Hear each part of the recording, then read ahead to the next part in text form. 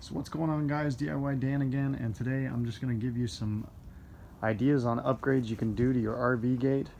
I have a work truck, so at a minimum I'm using this thing 2 times a day, 5 days a week.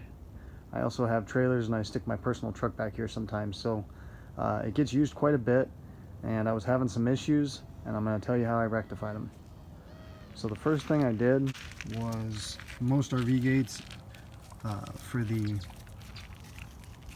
handle here, you just have a little piece of steel tubing sticking out of the ground that was hammered in, and you had to worry about bending it, hitting it.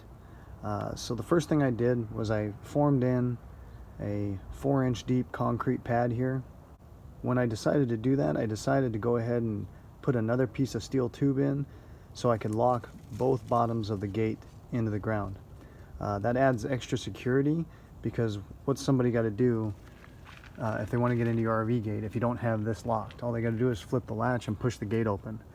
Well, I'm into this thing so often that I don't want to have to put a lock on it every day, and this just adds an extra level of security, because you have to open both of those handles to get the gate to swing open. Alright, when I did that, I decided to extend the handles so I don't have to bend down to open the gate. They're at a nice height where I can just stay standing and pull these up and out. So if you're wanting to extend these handles, all you have to do is, there's usually a tack weld here that's put in there so it doesn't, when you go to pull it up, it can't pull all the way out of your bracketry. So I ground that down. Now I had access to a welder, so I actually just bought an extra 2 foot of 1/2-inch round bar, and I welded it together right here. Ground it down a little bit and welded them together, and then just put it back in and added a tack weld back to it so I can't pull it all the way out of my bracketry.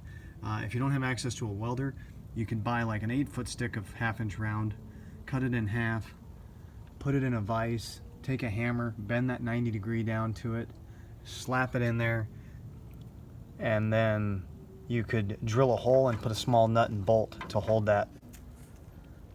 So when I purchased this house, it was bought new, and I was only able to buy a 10-foot RV gate. Anybody that has a 10-foot RV gate and an RV knows it's a pretty tight fit. I didn't have a lot of cash at the time, and I needed some extra room. So usually your RV gate bracketry is mounted on the inside of the brick wall. So what I did was, I ground the heads off of the nail sets, took that bracketry off of the inside here,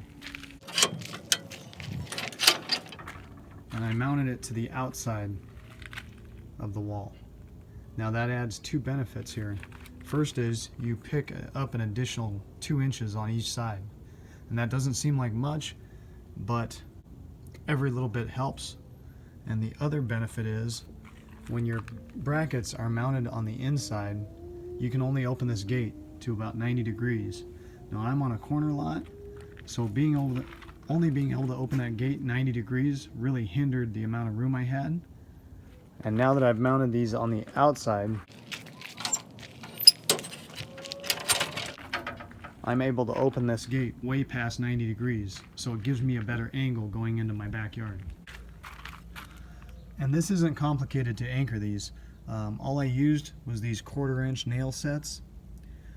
You do need a masonry bit and a hammer drill in order to drill the hole in the masonry, but all you got to do is drill a 1/4-inch hole. You stick that in there, and then just take a hammer and smack that head, and it spreads and wedges into the cinder block.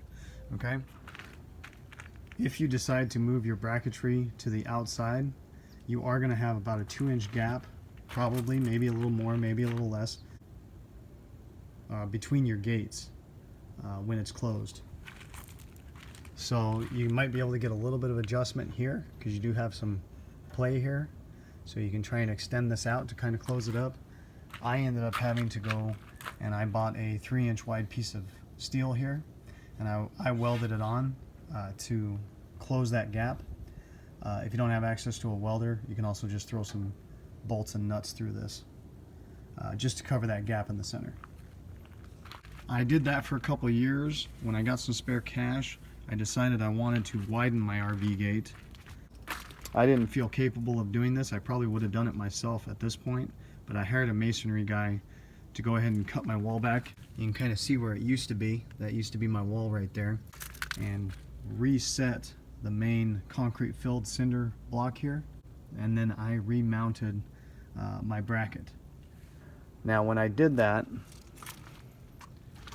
I had to go to a metal supplier, and I just bought some 1-inch square tubing and this 1/2-inch square tubing, and I extended my existing gate. So this is the existing gate, and then I just welded and copied what was already there and extended this part of the gate. Now that worked out well, but what I noticed started happening is because of all that extra leverage and weight on this gate, I was having to constantly adjust my bracketry here, and it was leveraging, and it started pulling my nail sets out of the wall. You can actually see this one is pulled out of the wall a little bit. So I had to add some extra heavy-duty anchors, some wedge anchor bolts in here to help hold this a little bit more securely. And because of that, since I had this concrete pad here already, I actually added some casters to the bottom of the gate. So now, instead of all the weight of this entire gate being on that bracketry right there, it's equalized between the caster and the bracketry. So I hope that's really going to help out.